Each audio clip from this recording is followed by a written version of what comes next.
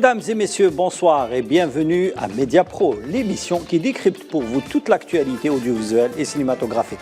Ce soir, on va parler bien sûr de médias et surtout de la politique de communication du Makhzen et tous les complots et les lobbies qui existent sur le plan médiatique mais aussi sur le plan sportif comme on le voit actuellement dans la CAN.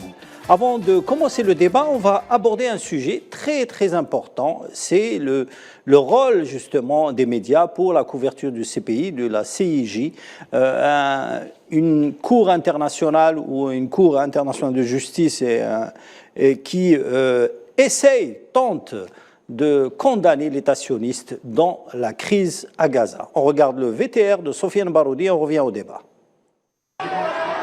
Dans une conjoncture internationale marquée par une profonde indignation contre les pratiques génocidaires perpétrées par l'occupation sioniste à Gaza, notamment face à la situation humanitaire catastrophique qui choque l'opinion publique mondiale, les peuples du monde entier ont exprimé leur solidarité avec le peuple palestinien et leur colère profonde relativement au massacre quotidien mené par le régime colonial contre les civils dans la bande de Gaza assiégée depuis plus de 3 mois. Dans ce sillage, l'État du Chili et du Mexique ont entamé une procédure à la Cour pénale internationale contre l'entité sioniste poursuivie pour crimes de guerre et crimes contre l'humanité. Cette initiative emboîte le pas à la procédure intentée par l'Afrique du Sud au niveau de la Cour internationale de justice, mettant en accusation le régime d'occupation sioniste pour crimes de guerre et crimes de lèse-humanité. Pour rappel, plusieurs organisations de la société civile et des juristes internationaux avec à leur tête Maître Gilles Devers, défenseur des causes justes, ont également intenté une procédure au niveau de la Cour pénale internationale. Le président algérien Abdelmadjid Tebboune avait appelé la communauté internationale et les défenseurs des droits humains à se mobiliser pour mettre un terme à l'impunité des crimes du colonialisme sioniste. L'inaction face à cette situation honteuse a été qualifiée par le président algérien de véritable infamie pour l'humanité. Pour sa part, le président colombien Gustavo Petro a soutenu l'initiative algérienne appelant à traduire les criminels de guerre devant les tribunaux internationaux, tout comme l'a fait le mandataire bolivien et d'autres dirigeants à travers le monde. Le sommet des non-alignés tenu à Kampala en Ouganda a également souligné la nécessité de mettre un terme au massacre et à la multiplication des crimes sionistes, ainsi qu'au nécessaire soutien qui doit être apporté au peuple palestinien dans l'accès légitime à ses droits fondamentaux. Pour rappel, la délégation algérienne au Conseil de sécurité de l'ONU a également émis une initiative de résolution contre la tentative de déplacement forcé du peuple palestinien de ses terres. Celle-ci a été votée. La déportation ou le déplacement forcé constitue un autre crime international que le régime d'occupation poursuit face à la résistance courageuse du peuple palestinien déterminé à défendre ses droits légitimes et à rester sur ses terres. Voilà, c'était un reportage signé Sofiane Baroudi. Sofiane, alors ce reportage évoque justement les actions des pays d'Amérique latine, mais des pays comme l'Algérie et des pays proches de la cause palestinienne qui tentent justement essayent d'user de tous les stratagèmes juridiques pour essayer de condamner l'État sioniste suite au drame et au génocide à Gaza. Alors il faut savoir qu'il y a aussi l'État indonésien qui a aussi intenté une procédure. Qui vient justement de se joindre au groupe. Au niveau de la Cour pénale internationale, déjà au départ, l'initiative algérienne, parce que dès le départ, c'est une initiative algérienne qui appelle à la mobilisation. Qui a ouvert le bal, disons. Exactement. Ça a été vite rejoint par l'État colombien et aussi l'État bolivien. Il y a deux mobilisations en réalité. On a une mobilisation de la société civile et des défenseurs des droits humains qui poursuivent l'entité sioniste pour crimes de lèse-humanité et crimes de guerre. Et il y a aussi des procédures intentées par des États à proprement parler et sur deux juridictions internationales différentes, la Cour internationale de justice et la Cour pénale internationale. Alors bon, l'objectif principal, c'est d'arriver à une condamnation du régime colonial israélien par rapport à des crimes qui sont perpétrés à ciel ouvert, parce que les preuves, on n'en manque pas. Déjà, rien que ce qui est rapporté par les télévisions du monde entier est une preuve caractérisée, notamment du crime de guerre, des tentatives de déplacement forcé aussi, le fait d'affamer la population, etc. Il y a aussi, si vous voulez, une mobilisation des sociétés civiles au niveau international par rapport à une indignation profonde quant à l'impunité, parce qu'il faut savoir qu'il y a eu d'autres procédures avant qui ont été intentées, mais qui n'ont pas eu de résultat.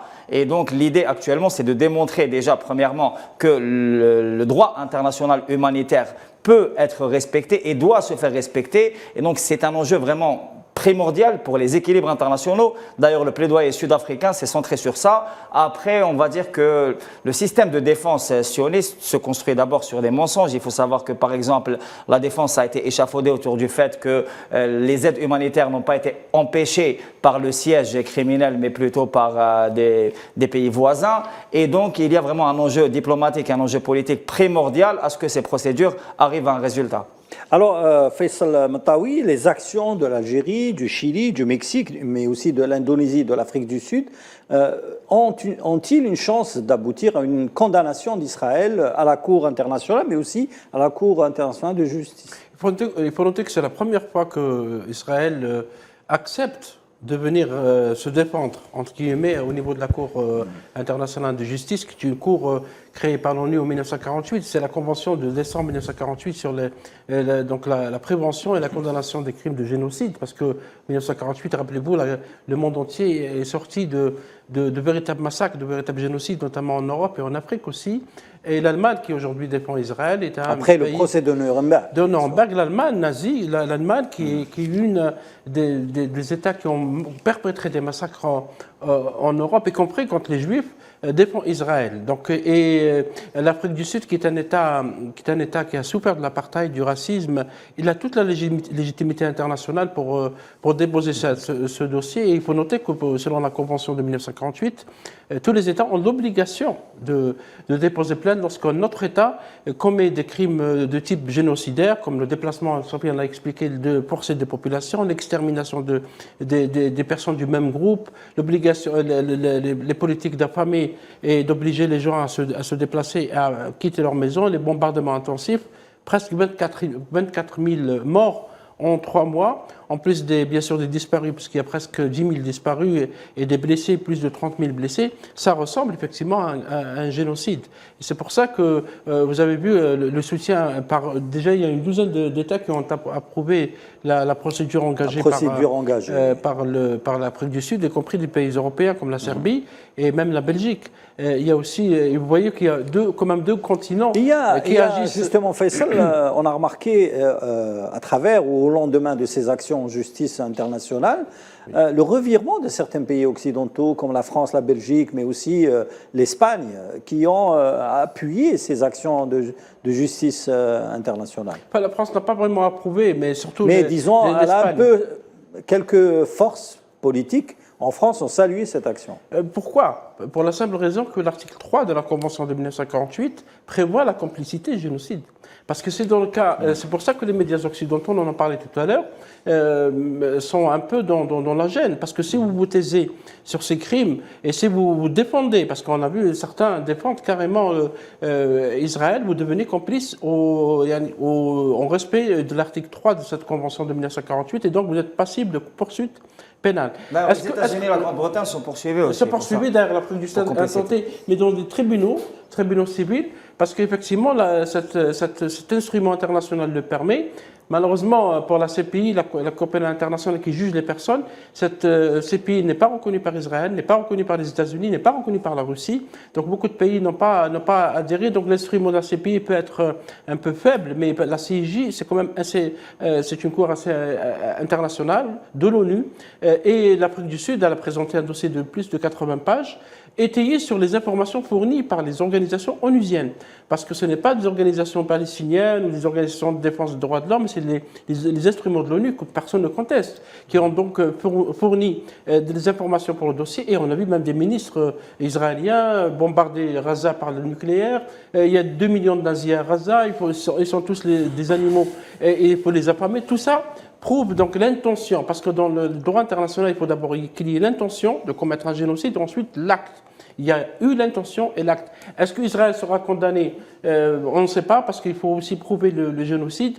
Notez en parenthèse célèbre, avant de terminer, qu'Israël a été déjà condamné par la CIG à cause du mur de séparation. Et Israël n'a bien sûr pas du tout respecté cette décision. Reda Harirash, quel impact justement ces actions de justice internationale ont sur le cours de l'histoire, mais aussi le cours de la guerre à Gaza et au Proche-Orient? Oui, ça va évoluer nettement. Pourquoi? Parce que l'Afrique du Sud, par l'action qu'elle a menée, elle veut prendre la tête des pays de ce qu'on appelle le Sud global, qui veut opposer maintenant la mémoire issue de la colonisation contre la Shoah. C'est ça que l'Afrique du Sud veut montrer. Elle veut montrer par là que ce qui se passe actuellement à Gaza, c'est un conflit qui est lié à la colonisation et que désormais, les injustices qui sont liées à la colonisation, les souffrances liées à la colonisation, elles sont aussi importantes que la mémoire de la Shoah. Donc ce sont deux blocs qui sont en train actuellement de s'affronter. Le Sud global, qui est représenté par l'Afrique du Sud, qui est en tête de ligne, soutenu par d'autres pays comme l'Algérie, l'Indonésie et de plus en plus d'autres pays. Donc c'est un mouvement de fond qui est en train de se créer, identique à celui de Bandung en 1955. C'est extrêmement important et nous allons assister très probablement à des résultats qui ne vont pas tarder, parce que l'Afrique du Sud a très bien préparé son dossier et elle est soutenue par beaucoup de pays et de plus en plus, elle a réussi même à retourner une grande partie des opinions publiques occidentales, que ce soit aux États-Unis ou en Europe, contre Israël notamment. D'ailleurs, la Namibie, vous avez parlé des colonisations, la Namibie qui a souffert du colonialisme allemand, on a tendance à l'oublier. Et du génocide qui a eu lieu. Et l'Allemagne a commis des génocides en Namibie. C'est pour ça que la Namibie a condamné l'Allemagne en raison de sa position assez curieuse, parce que l'Allemagne, depuis le début, a tout soutenu Israël. Génocide qui a été mené par le gouverneur de Namibie à l'époque, qui était le père du maréchal, le numéro 2 donc, du pouvoir allemand. C'était lui qui était le gouverneur en Namibie, à savoir le maréchal Göring. Voilà. Et ce qui s'est produit en Namibie par la suite s'est produit de nouveau en Europe, mais il a fallu beaucoup de temps pour que l'Allemagne reconnaisse qu'effectivement il y a eu un génocide qui s'est produit au tout début du XXe siècle sur cette population namibienne. Avant de poursuivre le débat, je voudrais vous montrer, messieurs, cette vidéo du président colombien Gustavo Petro qui réagissait justement lors du sommet de Davos et qui a fait une déclaration très importante et symbolique et historique et qui symbolise toute la politique actuelle à l'international.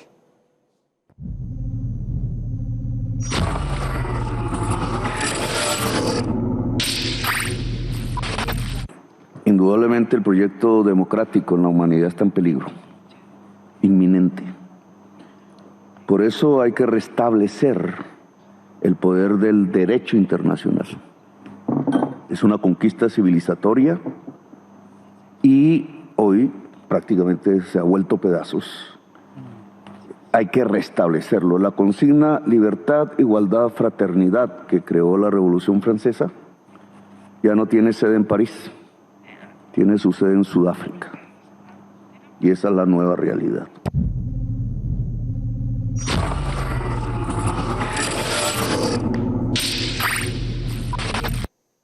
Voilà, messieurs, le président colombien a déclaré, je cite, la devise de la Révolution française, liberté, fraternité, égalité, n'est plus d'actualité à Paris, mais en Afrique du Sud. Ça symbolise toute, justement, l'action pour la décolonisation et la lutte pour l'indépendance un petit peu du peuple palestinien. Parce que l'Afrique du Sud a subi le colonialisme et l'apartheid du racisme blanc, parce qu'il faut le nommer ainsi, occidental, et la France est une ancienne puissance coloniale. Oui.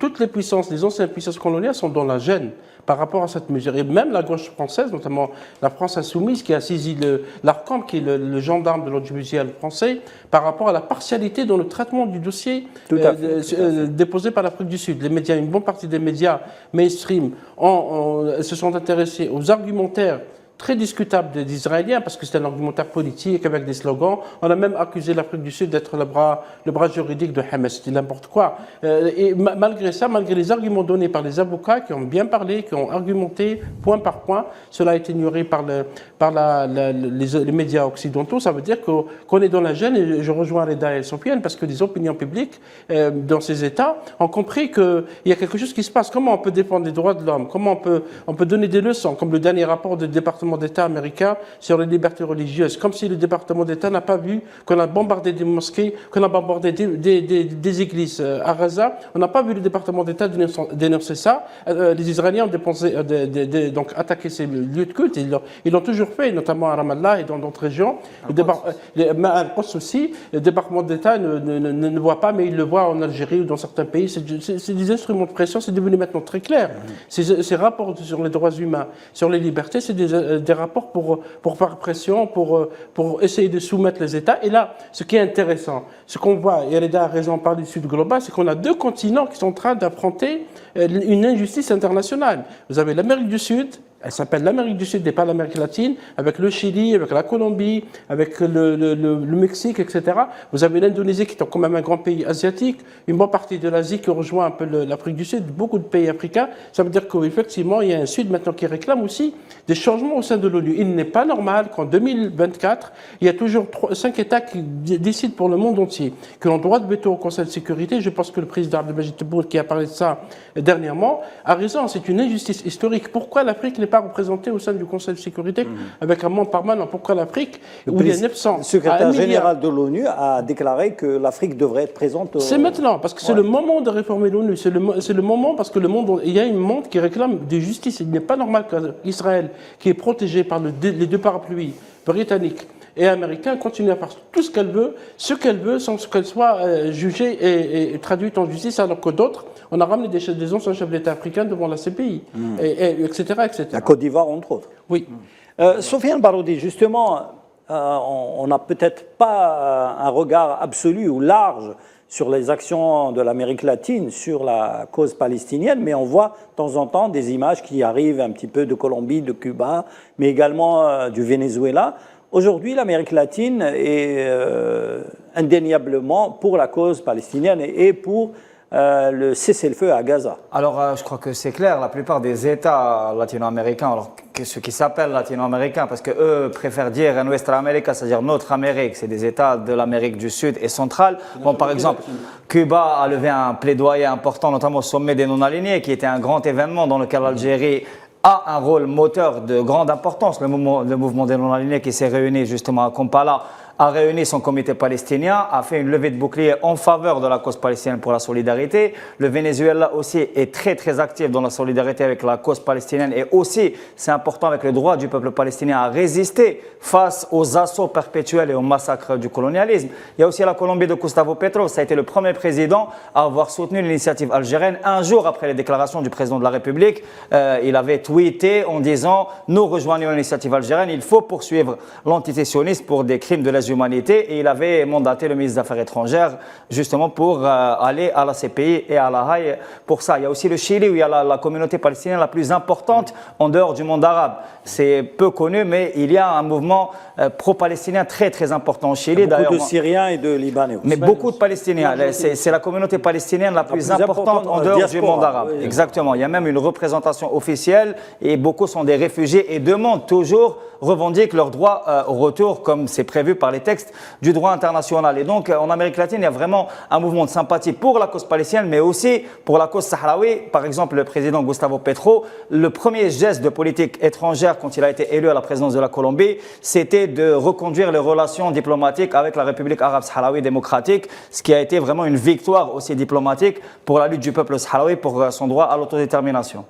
Reda Harira, justement, face à tous ces actions, mais aussi cette offensive diplomatique, politique, médiatique, que ce soit en Amérique latine, dans le monde arabe, mais en Afrique, l'Amérique essaye de bouger. On voit par exemple le secrétaire d'État américain Blinken en train de faire sa tournée dans le monde arabe, mais aussi en Europe pour défendre la solution palestinienne et israélienne à deux États. Une solution que refuse Netanyahou pour le moment. Les USA, les États-Unis sont désarçonnés parce qu'en fait, dès le départ, ils ont opté pour la force et pour la violence. Parce que ce qui se passe actuellement à Gaza est dû au fait que les États-Unis fournissent régulièrement des munitions donc à l'armée israélienne. Il suffit qu'ils suspendent les livraisons de munitions pour Israël et tout s'arrête.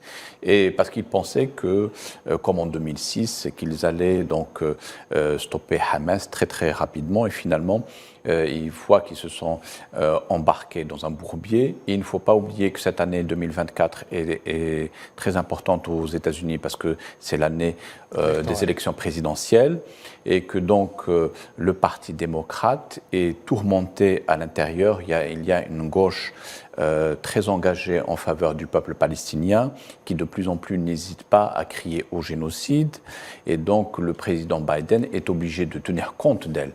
Donc pour le moment, ce ne sont que des gesticulations parce que le fond du problème, c'est quoi? Le fond du problème, c'est de remettre en selle la question de l'État palestinien. Donc à partir du moment où on a une coalition gouvernementale composée de fanatiques religieux et d'extrémistes politiques qui refusent de parler d'un État palestinien alors que c'était le propre même des accords d'Oslo depuis 1993. Donc il n'y a plus possibilité de dialogue pour le moment. Et donc tout le reste ne peut être qu'une série de gesticulations et ça contribue à une détérioration du climat général parce que finalement, la guerre ne se passe pas qu'à Gaza. Le Liban est bombardé, la Syrie est bombardée, Damas, le Yémen aussi est frappé, et de temps en temps, le voisin égyptien reçoit quelques coups.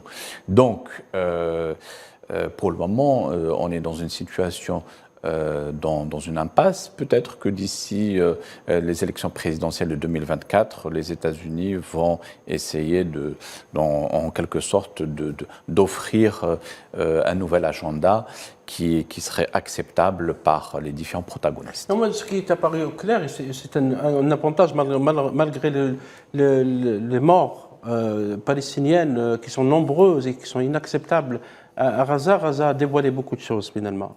Dévoiler cette hypocrisie internationale. Israël est un État qui est protégé par les États-Unis. Et on a vu le ministre des Affaires étrangères de Malte, parce qu'on a oublié de le mentionner, qui a attaqué vertement dans le sommet où il y avait le président colombien, en disant que si Israël fait ce qu'elle veut à Gaza, c'est parce que les États-Unis les protègent. Et maintenant, il y a un monde, parce qu'à un moment donné, tout ça n'était pas dit. On savait que les États-Unis, Londres et certains pays européens, dont l'Union européenne, soutiennent. Mais là, c'est devenu clair. Il y a deux États, la Grande-Bretagne et les États-Unis, un peu la France et l'Allemagne, qui viennent derrière pour soutenir Israël, et le reste du monde. Et donc, la fracture, elle est là. Et ce qui fait craindre le pire, notamment aux États-Unis, c'est vrai que c'est une année électorale. Blinken qui change son discours chaque 2 semaines. Rappelez-vous, quand il y a eu l'attaque du 7 octobre, il est allé dire que je suis là pas en tant que ministre des Affaires étrangères des États-Unis, mais en tant que juif. Ça veut dire qu'il a ramené le conflit sur un terrain religieux. Il peine à convaincre un gouvernement qui n'accepte pas, et c'est clair, m'ont dit par Netanyahou, la solution des États qui est pourtant imposée par le droit international. Alors, messieurs, s'il y a un pays justement qui défend un peu l'État sioniste dans sa politique à Gaza, c'est bien le Maroc, et qui est plus que jamais gêné par ce soutien contre nature, justement.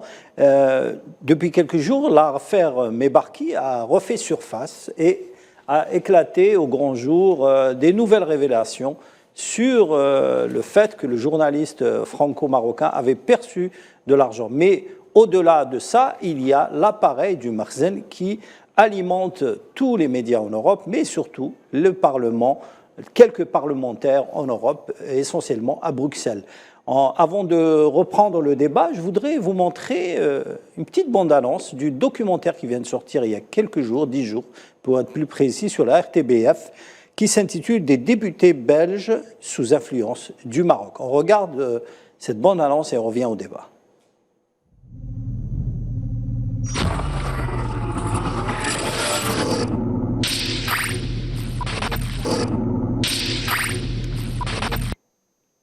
Un documentaire de la RTBF, la télévision publique belge, qui fait mal au Makhzen et qui dévoile au grand jour, justement, cette politique d'influence ou de lobbying dans les coulisses du Parlement européen. Cette affaire nous rappelle également l'affaire Mbarki, qui a été dévoilée par un conglomérat de médias européens et français et qui a révélé au grand jour justement l'appareil du Makhzen dans les médias occidentaux. Alors, il y a déjà une évolution de l'affaire Mbarki, c'est-à-dire que bon, la presse a révélé qu'il y a eu déjà des aveux de la part de Rachid Mbarki sur le fait qu'il recevait régulièrement, qu'il monétisait des sommes d'argent considérables pour passer des informations souvent tronquées. Les informations tronquées sur notamment par exemple l'affaire du Sahara occidental, d'autres affaires internationales aussi importantes. Il est poursuivi pour corruption et aussi pour parjure parce qu'il avait déclaré à la commission d'enquête de l'Assemblée nationale en France qu'il n'a jamais perçu de financement pour ses activités journalistiques. Il y a une autre dimension dans l'affaire qui est importante, c'est qu'il faut se rappeler que la société qui produisait la désinformation en question est une société dirigée par des anciens officiers du renseignement israélien qui s'appelle Tim George, qui fournit clé en main des fake news, de la désinformation, d'une manière, une production industrielle, on peut dire. Et donc, c'est une affaire qui se rajoute à, si vous voulez, une panoplie de scandales qui poursuivent le Makhzen en Europe, notamment le Morocco Gate. Et ce reportage fait référence à l'affaire du Morocco Gate, qui est une affaire de corruption gigantesque au Parlement européen, qui entache plusieurs députés européens et qui compromet aussi des diplomates et les services de renseignement extérieur marocains qui sont impliqués dans l'influence, l'ingérence, le lobbying, mais surtout une désinformation massive, surtout notamment sur le Sahara occidental. D'ailleurs, il faut rappeler, pour revenir au premier sujet, qu'il y a un procès très très important au Luxembourg à la Cour de justice européenne contre justement l'accaparement des richesses du Sahara occidental, intenté par le Front Polisario contre l'occupant marocain, et un autre procès intenté par la Confédération paysanne qui vise à bloquer les exportations depuis les territoires occupés, ce qui est interdit par le droit international. Faisal Mtaoui ? Oui, la diplomatie du chéquier a été toujours pratiquée. J'aime bien le mot diplomatie du chéquier. Oui, par le Maroc. En Pourtant, il paraît qu'il donne du cash, pas des chèques. Oui, bah, c'est une expression. Pour ne pas mettre de la traçabilité sur les virements. En tout cas, ils ont trouvé du cash chez des députés européens. Oui, tout à fait, qui ont été arrêtés. Oui, l'expression utilisée par l'homme politique dans le reportage de l'RTBF, qui est la chaîne publique belge, hein, c'est pas une chaîne privée. C'est pas une chaîne privée. Donc, prouve cela. Les lobbying, enfin Bruxelles, c'est connu comme c'est la capitale du lobbying mondial. Il n'y a pas que le Maroc, il faut noter qu'il y a du lobbying. Il y a Israël aussi qui est derrière. Israël apparemment s'est mise aussi à soutenir le Maroc dans ses entreprises pour essayer de convaincre le monde entier qu'il a raison sur le dossier du Sahara occidental, d'où cette présence, pas uniquement en Belgique. Hein. En Belgique, peut-être c'est une partie apparente de l'iceberg, mais ce lobbying existe un peu partout, y compris en Amérique du Sud, hein, parce qu'il y a aussi une forte présence du lobbying dans certains pays, comme la Colombie, comme le Brésil, etc. Mais disons que ce qui est agaçant, notamment pour l'affaire Rachid Mbarki, comment un journaliste qui dit que j'ai été corrompu, oui, j'ai été manipulé. Comment la chaîne Mbarki a été la star du journal de la nuit, de la chaîne d'information. BFM TV. Il est resté plusieurs années, pas une année ou deux. Comment la direction de la BFM TV ne s'est pas rendu compte de l'orientation des sujets qu'il diffusait. Il n'y avait pas de processus de validation à l'intérieur, etc. C'est de grandes questions qui sont posées à BFM TV, mais également aux médias occidentaux en général, qui acceptent de donner une version et qui oublient de donner une autre, notamment par rapport à des dossiers comme celui des droits des Palestiniens ou du Sahara occidental. Reda Harirash, justement, concernant le lobbying du Makhzen, aujourd'hui, il est plus que jamais dévoilé, mis au grand jour. Est-ce qu'il a justement une façon de faire qui aujourd'hui n'est plus d'actualité? Parce qu'on sait très bien que la majorité des médias européens ont dénoncé la mainmise ou le lobbying du Makhzen dans les masses médias européens. Ils n'ont commencé à dénoncer le lobbying marocain qu'à partir du moment où les pays européens ont été directement touchés, notamment avec l'affaire Pegasus. Oui. Donc, comme c'est eux qui ont été ciblés directement, y compris un certain nombre de hauts responsables politiques, à ce moment-là, ils ont voulu fixer des limites donc, à cette intrusion des lobbyistes marocains au sein de l'Union européenne notamment. Et ça a été en quelque sorte un avertissement. Pourquoi? Parce qu'il n'y avait pas de loi qui était suffisamment précise pour pouvoir réglementer et établir donc des normes de manière à ce que l'argent roi ne vienne pas tout compromettre comme ça. Alors, on va faire une liaison assez directe. Hein. Le lobbying du Makhzen marocain ne touche pas seulement l'Europe, il touche également l'Afrique. Et l'un des acteurs du football africain qui en a fait les frais, c'est le sélectionneur de la Tanzanie, l'Algéro-Belge, puisqu'on reste un petit peu dans la Belgique, Adel Amrouche, qui fait les frais justement d'un complot ourdi du Makhzen en plein Coupe d'Afrique. On regarde ces extraits et on revient au débat.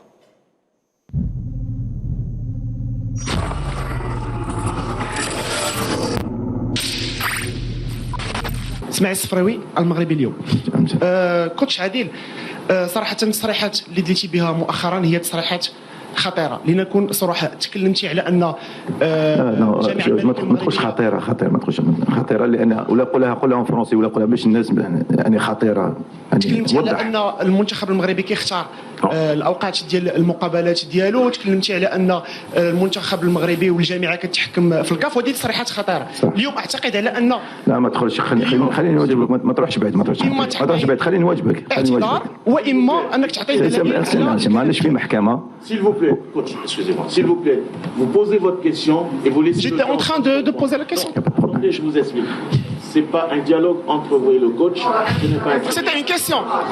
نرجع واش عندكم دلائل على تصريحات ما فهمتش. او لا اليوم غادي تقدموا اعتذار؟ لا شوف ماشي، لا شوف، هذا السؤال صار. كاين نهضر على كل اتحاد، ما تقلق صاحبي، استغفر.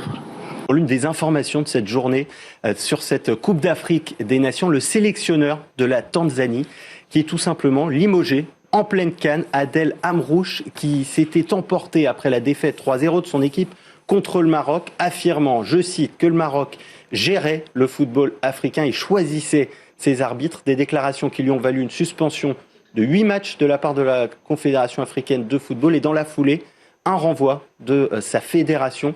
Vous comprenez cette décision ? Alors, il faut rappeler une chose, c'est qu'il y avait, comme vous l'avez dit, un Maroc-Tanzanie qui s'est fini à 3-0 et que Adel Amrouche est belgeo-algérien. Et on sait qu'entre les Algériens et les Marocains, les rapports sont un peu compliqués ces derniers temps.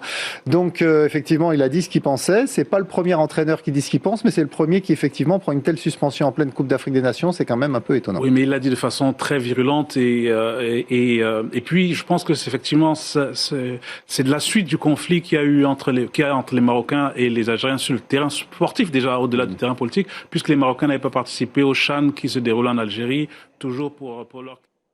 Voilà, c'était justement Adel Amrouche en pleine conférence de presse, attaqué par un journaliste marocain, et on voit la suite, justement, il a été renvoyé de la CAN, suite à une plainte peut-être marocaine, mais ce qui est sûr, c'est que la CAF l'a sanctionné de 8 matchs et la fédération tanzanienne l'a tout simplement limogé du jamais vu en plein Coupe d'Afrique, après juste un match. Hein. Donc, on regarde un petit peu ce qui est intéressant, cette photo où on voit un petit peu tous les responsables. Cette photo, justement, une capture d'écran du synthé de France 24. Et on voit, par exemple, après les propos polémiques de Adel Amrouche sur le Maroc. Le mot Maroc n'existe pas sur le synthé de France 24. Adel Amrouche renvoyé après les propos polémiques sur où est le Maroc, on l'ignore. D'abord, on a tout de suite fait le lien avec le fait que Adel Amrouche soit un Algérien, pour dire que oui, parce que c'est le résultat d'un conflit politique entre l'Algérie et le Maroc. Or, Adel Amrouche, d'abord, dans sa déclaration faite à l'Hadaf TV, qui est une chaîne algérienne, n'a à aucun moment parlé du Maroc. Il dit que la fédération de notre adversaire a le bras long dans le football africain, ils imposent leur arbitre, etc. Et les médias, notamment Ouest France, par exemple, un média français, rapporte les faits, entre guillemets, il dit la fédération marocaine, les Marocains, alors qu'Adel Amrouche n'a pas du tout parlé de ça. De un. De deux, la Confédération africaine de football a condamné rapidement et d'une manière inexpliquée Adel Amrouche sans l'entendre, sans l'écouter, sans avoir sa version. Faisal, juste un aperçu justement de la présence marocaine à la CAF. Vous avez tous ces responsables, ils dirigent l'instance, les comités de comité des urgences. L'Aqja, le président de la fédération marocaine, dirige les finances du comité de la CAF, l'Africom, la CHAN, l'Interclub Competition. En fait, le Maroc dirige un petit peu pratiquement toutes les instances qui existent à la CAF, et c'est tout à fait normal. Avec du lobbying, on efface un petit peu toutes les actions des Algériens. Et d'ailleurs, la fédération algérienne avait dénoncé l'arbitrage lors du dernier match contre le Burkina Faso. Même la Tunisie. Ouais. Et on craint justement que la CAF, sous l'influence des Marocains, barre la route des meilleures équipes d'Afrique. Cela, ça a commencé avec Mouad Hadji, qui était secrétaire général de la Confédération de football en 2019 et 2020. Il a démissionné quand Il a démissionné contre la FIFA, qui bien sûr n'est pas un temple de la transparence, a ouvert une enquête sur la corruption au sein de la CAF. Et donc il y a effectivement de l'influence, et cette déclaration d'Adel Amrouche, je pense qu'elle ne va pas passer inaperçue, d'autant plus que Fouzi L'Aqja, qui est ministre délégué du budget en France, et qui, en Maroc, qui critique au Maroc, il est ministre du budget, est chargé du comité Coupe du Monde 2030. Ça veut dire qu'il va rester encore 7 ans. Merci messieurs, merci Faisal. On aurait pu rester un peu plus sur cette affaire de la CAF, mais on va laisser la place à nos confrères de la sportive pour débattre justement de la compétition qui se suit actuellement en Côte d'Ivoire avec les matchs de la Coupe d'Afrique. Je vous donne rendez-vous la semaine prochaine justement sur un autre studio, ça sera la dernière émission ici au studio de la SAFEX. La semaine prochaine, on sera dans notre nouveau studio à Saïd Hamdine. Je vous dis bonsoir, restez branchés sur Al 24 News.